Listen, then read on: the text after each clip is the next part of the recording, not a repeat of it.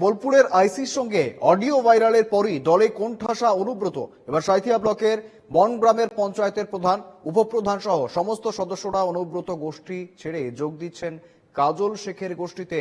বুধবার নানুর বিধানসভার কঙ্কালীতলা পঞ্চায়েতের বনডাঙ্গা তৃণমূল কার্যালয়ে তারা এসে কাজল শেখের অনুগামী হয়ে আগামীতে তৃণমূলের থাকবেন বলে জানান।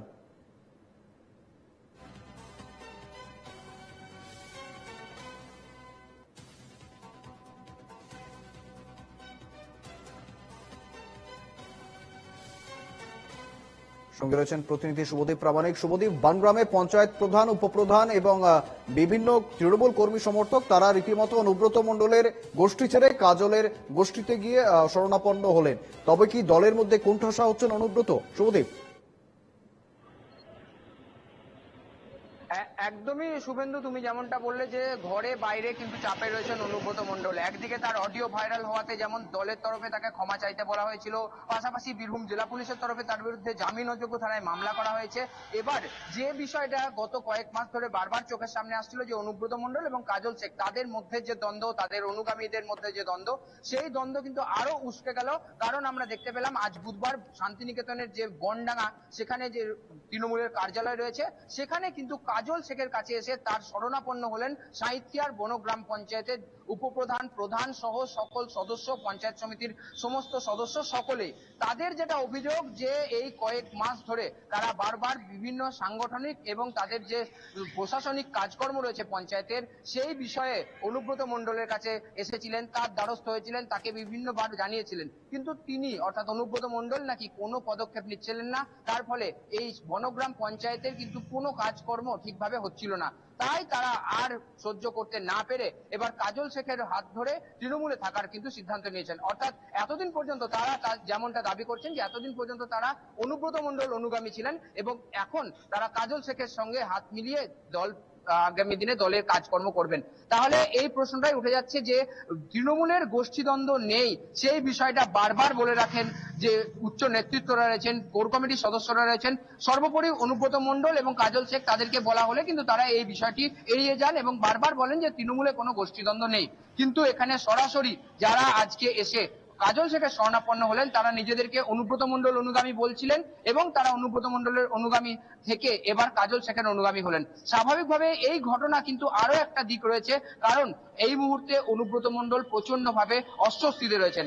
দলের মধ্যে যেমন অস্বস্তিতে রয়েছেন, সেরকমই দলের বাইরেও তিনি অস্বস্তিতে রয়েছেন। পুলিশের কেস রয়েছে তার নামে, তাকে হাজিরা দিতে বলা হয়েছে, দুইবার তিনি হাজিরা এড়িয়েছেন।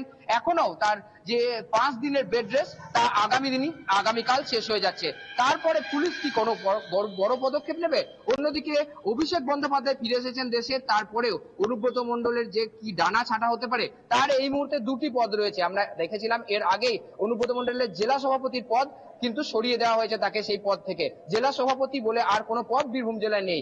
এখন পর্যন্ত তার যে পদ রয়েছে, তিনি বীরভূম জেলা তৃণমূলের কোর কমিটির সদস্য রয়েছেন এবং WBSRD এর চেয়ারম্যান রয়েছেন।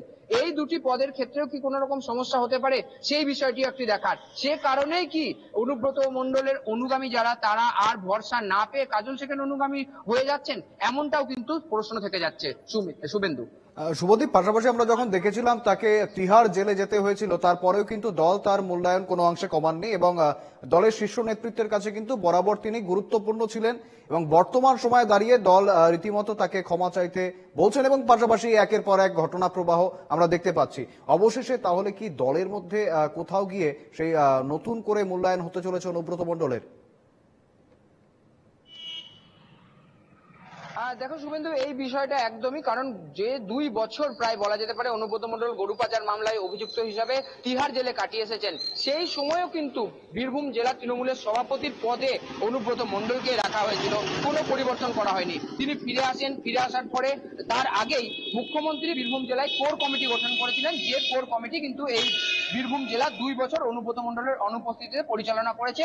দুটি বড় নির্বাচন হয়েছে, পঞ্চায়েত নির্বাচন, তারপরে লোকসভা নির্বাচন, এবং এই দুটি নির্বাচনেই কিন্তু অভূতপূর্ব সাফল্য পেয়েছে তৃণমূল, এমনটা তৃণমূলের পক্ষ থেকে বলা হয়ে থাকে। কোন রকম অশান্তি হয়নি এবং অনুব্রত মণ্ডল থাকাকালীন যে ব্যবধানে তৃণমূল জয়লাভ করতো তার থেকেও বেশি ব্যবধানে পেয়েছিল।